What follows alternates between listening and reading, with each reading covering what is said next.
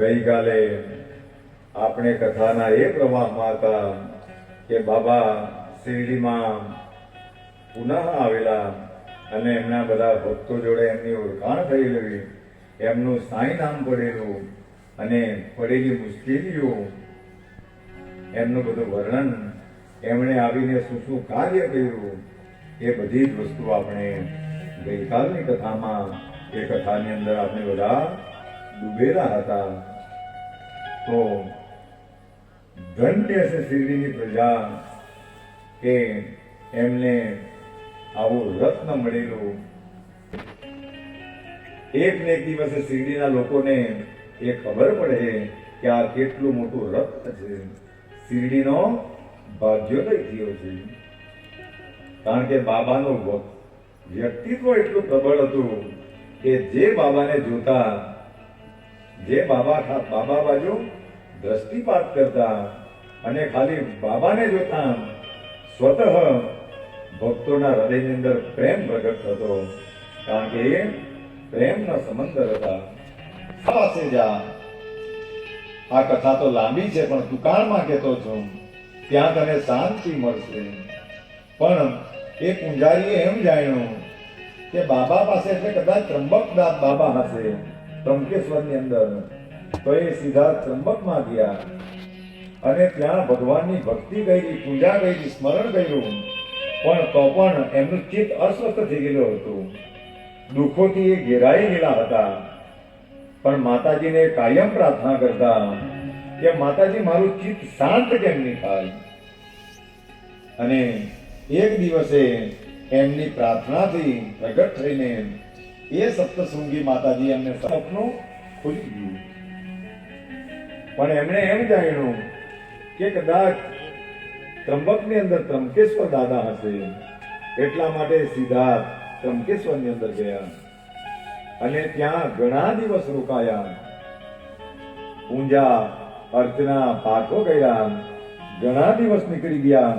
તો પણ એમને ચિત્તને શાંતિ નહીં થઈ અને પાછા સપ્તશૃંગી આવી ગયા અને માતાજીની પાછી હાથ ભાવે પ્રાર્થના કરી કે હે માતાજી, તમારા નિર્દેશન મુજબ હું ત્યાં પણ જઈ આવ્યો, તો પણ મારા ચિત્તને શાંતિ નહીં થઈ. જે ચિત્તને આનંદ થવો જોઈએ, અંદરની ચિંતાઓ દૂર થવી જોઈએ, એ અનુભવ મને નહીં થયો.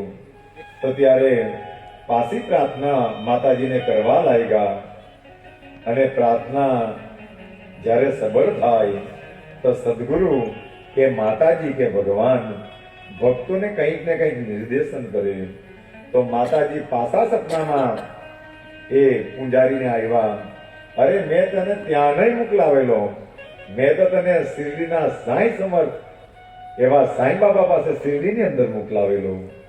તો ત્યારે એને પૂંજારીને એમ થયું કે શિરડી ક્યાં આવેલું હશે.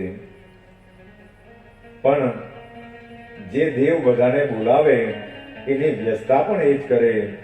તો જે તે સમયે સામાની બા એમને એકવાર સ્તન પર પીડા ઉપડેલી અને જેમ સંસારની અંદર જોઈએ કે બધાને સ્તન પર કોઈને કેન્સરની ગાંઠો ઉપડે, કોઈને દુખાવાઓ ઉપડે, કોઈને નસોને લીધે દુખાવાઓ થાય, એવી કઈ ને કઈ વ્યાધિ હશે.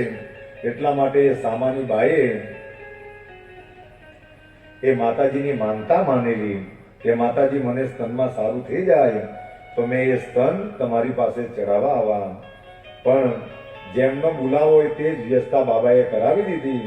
અને જ્યારે બાબાને એ સામાવનને એમ થયું કે અમારી તો સપ્તશૃંગી માતા એ જ આરસાની અંદર, જે આરસાની અંદર માતાજીએ નિર્દેશન કર્યું એ પૂજારીને, અને તે જ આરસાની અંદર ભગવાને એ સ્તન કરવાની, સ્તન ચડાવવાની ચાંદીના સ્તન માનેલા હતા સપ્તશૃંગી માતા પાસે, તો એ ચડાવવાની પણ પ્રેરણા બાબાએ કરી. પણ એ ભક્તોને એમ થયું, સામાના મોટા ભાઈ, કે અમારી તો સપ્તશૃંગી માતાજી પણ બાબા જ છે, એટલે આ સ્તન અહીંયા જ ચડાવી દે તો.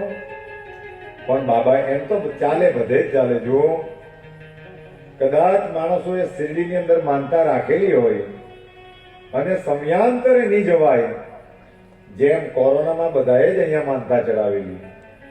જ્યારે કોરોના આવ્યો અને શિરડી નહીં જવાયો તો બધાએ અહીંયા માનતા ચડાવી, તો તે પણ દેવે સ્વીકારી ને. તો એમ તો સ્વીકારે, પણ બાબાએ આગલી લીલા કરવાની હતી. એટલા માટે એ ભક્તોને સામાને એમ કે સામાના મોટા ભાઈને કે અહીંયા ચડાવવાની જરૂર નથી, ત્યાં જ જાઓ. અને એ